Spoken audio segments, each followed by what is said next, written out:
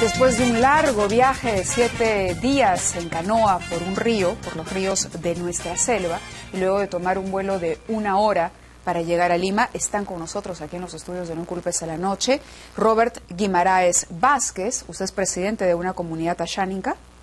Yo soy el presidente de la Federación de Comunidades Nativas de Ucayali, una federación que agrupa a varias comunidades en Ucayali. Y también está con nosotros Diana Ríos Rengifo. Ella es hija de Jorge Ríos Pérez, uno de los ayánicas que fue asesinado. Fueron 5 en total, no me equivoco, ¿no? 4 dirigentes. Hubo un primer asesinato antes de los hechos del 1 de septiembre. Correcto. Esto ocurrió, en efecto, en el mes de septiembre. Fueron asesinados por madereros ilegales. Si bien hay 2 detenidos por este caso, hay una serie de compromisos que adquirió el Estado y hay una serie de ofrecimientos que se hicieron y que por lo visto no han sido resueltos. Y ustedes han venido hasta aquí para exigir justicia y contarnos en qué situación se encuentran. Sí. ¿Cómo estás, Diana? Bienvenida al programa. ¿Sí puedes hablar? ¿Ella habla español? Sí. ¿Habla castellano? ¿Sí? ¿Poquito? ¿Cómo te sientes? ¿Cómo estás? ¿Por qué más o menos? ¿Cuál es tu preocupación más importante ahora? Yo ahorita pido justicia por mi familia. Yo me siento indignada. De tantos años venimos sufriendo. 12 años luchando por nuestro territorio, no ha sido atendido por el Estado y por eso ha sido que se han muerto los líderes, 4 líderes. Y pido justicia. Diana. Aparte de eso, que el presidente tome en cuenta que no sean palabras, que debe de cumplir su trabajo como debe de ser. Correcto. Vamos a hablar con Robert para entender más esta problemática. Esto ocurrió en septiembre, hace cosa de semanas.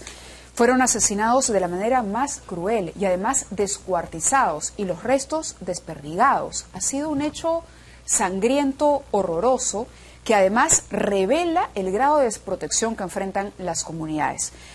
Primero quería preguntarte, Robert, ¿en qué situación está ahora la investigación en torno a estos asesinatos y si todos los responsables ya han sido identificados?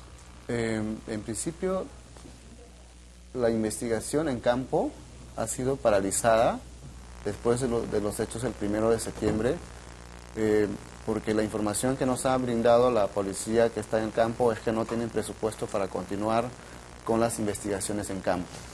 Hay algunos detenidos y entiendo que deben ser investigados a fondo para detener también a los autores intelectuales y materiales. Estas investigaciones no han concluido, pero el tema de fondo es el Estado peruano durante muchos años no ha atendido la demanda territorial de la comunidad Sahueto. Y aquí hay negligencia del Estado. La zona Sahueto es una zona de abandono total por parte del Estado. ¿Cuántas comunidades hay en esta zona? Que además es la zona fronteriza con Brasil. Sí, existen 5 comunidades. ¿Cuántas ayánicas personas integran estas comunidades? Entre la población indígena y no indígena, la zona campesina, estamos hablando de una población aproximada de 7.000 habitantes. 7.000 habitantes. Sí. ¿Tú dirías que desatendidos por el Estado? Así es. ¿De qué forma? De muchas formas. Sahueto no tiene colegio, no tiene puesto de salud y es la misma situación que se encuentran otras comunidades hace muchísimos años. ¿Policía? Menos. Y sin embargo están en este momento indefensos frente a estas mafias de madereros ilegales. Yo tengo una cifra por aquí, solo para que ustedes entiendan la magnitud del problema, de la cantidad de dinero que mueven estas mafias. Estamos hablando que el comercio de madera ilegal ha movido 374 millones de soles en 5 años. Esto hace un promedio de 74,9 millones cada año. Es increíble el poder que tienen estas mafias, el poder, digamos, económico que pueden tener y que les permite actuar aparentemente con toda impunidad. ¿Ustedes tienen identificados quiénes son? ¿Saben quiénes son? Yo creo que primero hay que ver quiénes son los dueños de las concesiones forestales en la zona, porque las concesiones forestales sirven para hacer el lavado de madera. Es decir, los concesionarios actúan con actores ilegales para hacer el lavado, es decir, la madera sale con papeles y todo a la ciudad de Lima. Entonces, tiene que revisarse las concesiones forestales que se han dado en el Perú desde el año 2002 y razón por la cual ha sido una justificación para no titular muchas comunidades. Yo te interrumpí, antes de entrar al tema de la titulación, que es otro tema importante, yo te interrumpía cuando te decía cómo se manifiesta esta carencia de presencia o esta no presencia del Estado que los tiene prácticamente a todos ustedes abandonados e indefensos ante estas mafias. No hay salud, no hay educación. Es una cuestión muy visible. No hay programas sociales del Estado implementados en las comunidades. No hay energía eléctrica, no hay puestos de salud y la distancia para llegar por situaciones de salud o emergencia es enorme, son 7 días viajando en bote para llegar a la ciudad Es principal. decir, si alguno enfermara, que debe haber ocurrido, ¿qué es lo que hacen? Bueno, ahí... ¿Cómo atienden una emergencia de un parto, por ejemplo? Ahí generalmente las comunidades durante muchos años hemos aprendido a atendernos con medicinas tradicionales, pero simplemente la gente en muchos casos de emergencia no le queda otra cosa que o mueren en el camino, en el trayecto, en el viaje. Y eso ha ocurrido en muchos casos. Ahora, muy cerca está Brasil y me imagino que ustedes tienen algún contacto también con comunidades ayánicas de ese lado. Sí, históricamente la población ayánica comparte el territorio al lado brasilero y la diferencia es enorme. Las comunidades ayánicas del lado de frontera tienen energía casi todo el tiempo, tienen acceso a internet, tienen escuelas, tienen puestos de salud, tienen atención con programas de salud del Estado brasilero. Pero también aquí hay que señalar algo muy importante y creo que es importante que sepa el Ministerio de Relaciones Exteriores. Hay una población de colonos brasileros en territorio peruano, son más de 300 personas, o sea, ya es una colonia en territorio peruano. Y el Estado peruano no ha hecho nada por controlar su límite territorial. Entonces, eso es lo que está ocurriendo y muchas veces estas personas del lado de Brasil son los que también son cómplices de las actividades ilegales al lado peruano. Eso es gravísimo, porque hay un descuido de nuestras fronteras increíble, la verdad. Ustedes han hecho un viaje larguísimo. Hablábamos de estas 7 horas en bote por los ríos, hablamos de que un avión los puede traer en 1 hora, pero si no tienen el dinero para pagarse un boleto de avión, por carretera son 22 horas más. De por lo menos. A Lima, sí. De Pucallpa a Lima. Sí, pero la única forma de llegar a Sahueto es por el río, es navegando por el río. Ahora, por los hechos, han entrado por primera vez a la zona helicópteros. ¿Es la primera vez después de estos hechos terribles que ustedes han visto policías en la zona? Sí, yo creo que Diana lo puede explicar mejor. Mejor. A Diana ya le corregimos el problema del audio, ya tiene el micro bien instalado. Diana, te interrumpimos al comienzo, estabas muy sentida por lo que había ocurrido, estás exigiendo justicia por la muerte de tu padre y bueno, y te toca hoy volverte, has venido hasta Lima para hacer un pedido al Estado. Yo he venido de tan lejos como también he venido, dejando mis hijos, dejando mis familias allá y quiero que en esa parte que estás diciendo tú, yo he venido porque los hinchas estaban, durante que había pasado esa ocurrencia que había muerto los 4 líderes, yo ya aprovechaba venir, pero ahorita ya no hay, como se dice, otra vez con helicópteros que están allá porque motivo de dinero, dice, según la fiscalía, dice, cuando uno se pide que nos respalda, dice que no hay dinero, ¿Por qué a qué se debe eso? ¿Por qué el Estado no ve eso? Cuando una cosa se quiere emerger, porque ahorita mi comunidad no tiene seguridad, porque hasta ahorita seguimos amenazados de los taladores ilegales. ¿Tú conoces a esos taladores ilegales? ¿Te han amenazado? ¿Los amenazan? ¿De qué manera? ¿De qué manera? Ellos nos han amenazado, por eso ha pasado ese ocurrido, porque nosotros veníamos luchando, porque no le vamos a permitir desmantelar nuestro bosque, por eso le ha muerto nuestro líder, porque nosotros no destruyamos, nosotros cuidamos nuestro bosque, porque de ahí se beneficia de todo, no solamente de acá, sino al nivel nacional. a nivel nacional, por supuesto, esa riqueza de la que los peruanos nos jactamos, esa riqueza natural, ese territorio amazónico. Sí. Ese territorio amazónico hoy está siendo víctima de la destrucción a manos de estos taladores ilegales que están acabando con extensas áreas de bosque. Y la verdad es que nosotros desconocemos esta problemática y no tomamos conciencia. ¿Qué va a pasar? Recién cuando el problema nos toque en la cara aquí en Lima, vamos a tomar conciencia de lo que ocurre. ¿Acaso tenemos que esperar que mueran más líderes ayánicas, más jefes de comunidades?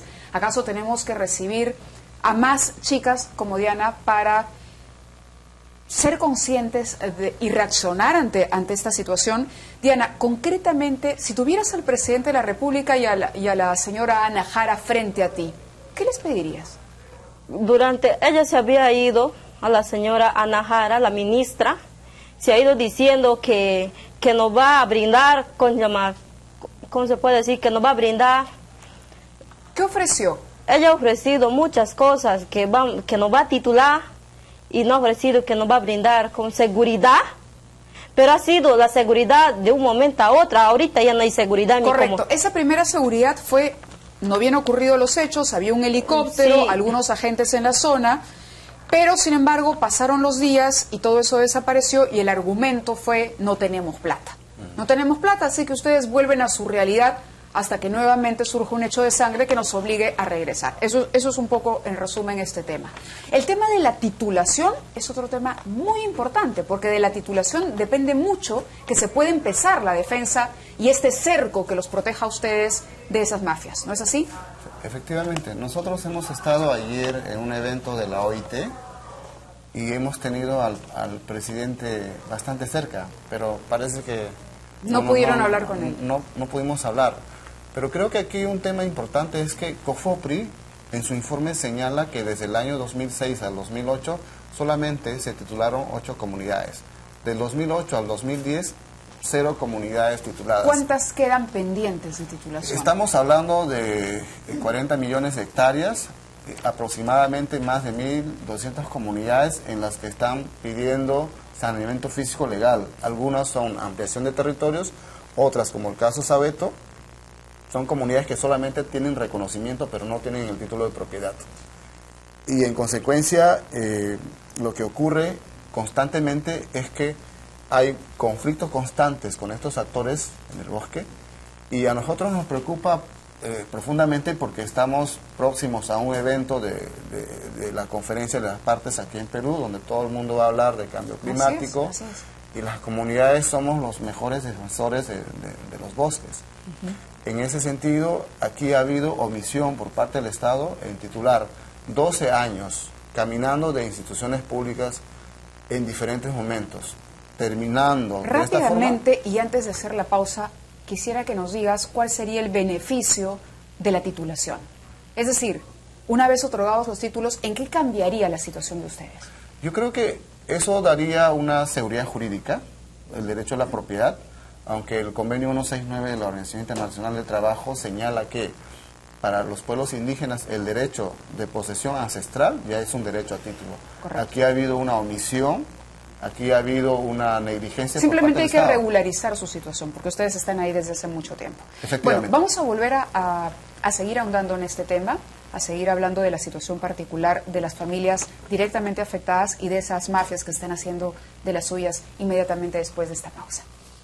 En septiembre de este año, dirigentes ayánicas fueron asesinados con una crueldad increíble. Estos jefes de comunidades lo único que querían era proteger esos bosques que está destruyendo la mafia de madereros ilegales. Proteger justamente ese pulmón que es tan importante, ese pulmón no solamente para el Perú, sino para todo el mundo. Y donde no hay una presencia del Estado, y donde no hay policías, y donde solamente los comuneros son los custodios de ese territorio que es parte también del Perú. Estamos entrevistando a la hija de uno de los que perdieron la vida, a Diana Ríos Rengifo, y también a Robert Guimaraes, que es el presidente de esta asociación de comunidades. Diana, yo quería preguntarte, ya me habías dicho lo que le pedirías a la primera ministra, a la ministra de la Mujer, que cumplan con esas ofertas de programas sociales, que cumplan con el tema de la seguridad. ¿Qué quisieras cambiar de tu vida? ¿Tú ¿Cómo vives hoy y cómo te gustaría vivir? ¿Y en qué sientes el Estado está en deuda contigo? Me siento ahorita indignada porque el Estado no ha visto con tiempo y ahora como dices tú, como para vivir. En mi bosque yo vivo sano, tranquilo, porque de ahí como, ¿a dónde diciendo voy a venir a la ciudad si no tengo una profesional para estar así como ustedes tienen sus trabajos? Y nosotros no tenemos eso, nosotros vivimos de nuestro territorio y nosotros los protegemos, no los desmantelamos, al contrario queremos beneficiar para todos, no es para mí. Yo cuido el medio ambiente. ¿Hay resentimiento en tu corazón? Sí, tengo resentimiento porque mi papá de tantos años ha venido luchando y nunca ha sido escuchado. Y eso a mí me conmueve y a veces tengo ganas de llorar presentemente acá. Robert, para ir terminando y cerrando este tema, ya hablamos del tema de la titulación. Yo siento, o me he quedado con la impresión de que ustedes no nos han dicho, digamos, todo sobre estas mafias en el sentido de que sí conocen quiénes son. ¿Ustedes podrían ofrecer esa información, digamos, al Ministerio del Interior o de alguna manera colaborar con eso?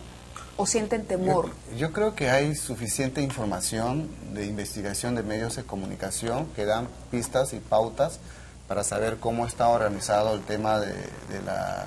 ¿Pero sienten miedo o no? Hay un temor. ¿Cómo es? ¿Cómo es la rutina y cómo es la forma de operar en el día a día de estos? Hay amenazas constantes por radiofonías. En Pucallpa, los autores intelectuales, o sea, los dueños de los recursos forestales están en Pucallpa y ahora estamos en Pucallpa. Hay una inseguridad en la zona y yo creo que es un tema de protección que han solicitado garantías. Y bueno, para decir al presidente de la República y al Ejecutivo de que para los pueblos indígenas debe implementarse adecuadamente los programas sociales. ¿Por quién votaron en las elecciones? Eso es un tema difícil, pero yo creo que confiamos en la gran transformación y en una efectiva inclusión social, la cual no se está viendo ahora en la zona. ¿Y en la región cómo van las cosas con el presidente regional? El informe de Caretas y otros medios afirman el vínculo de las autoridades regionales, son socios de las concesiones forestales en el área. Lo que debería en este momento es anularse las concesiones forestales del área, porque esas concesiones tienen deuda con el Estado, no han cumplido con pagar los impuestos por actividades forestales en la zona y en consecuencia no están cumpliendo con sus obligaciones contraídas contra el Estado peruano. Está clarísimo el tema, está clarísimo también la situación de abandono. Así que a propósito de la jefa del gabinete que hoy salía a hablar, ella tan brava en contra de la Comisión López Meneses, de verdad hay muchas investigaciones en curso, hay muchas mafias operando. Esta es una de ellas y usted se comprometió personalmente con estas comunidades, así que le pedimos honren esa palabra, porque peruanos somos todos y hoy estamos sorprendidos por la cantidad de movimientos regionales, por la forma en que el Estado y los partidos han desaparecido del mapa del interior del país y por la forma en que estos grupetes de delincuentes se han apoderado de esas regiones donde está la gran riqueza de nuestro país. Les agradezco su presencia, esa es la reflexión que queremos compartir con ustedes y tenemos que hacer una nueva pausa y volvemos con más del caso, esta vez del caso Orellana. Volvemos con más revelaciones acerca de ese caso. Muchas gracias.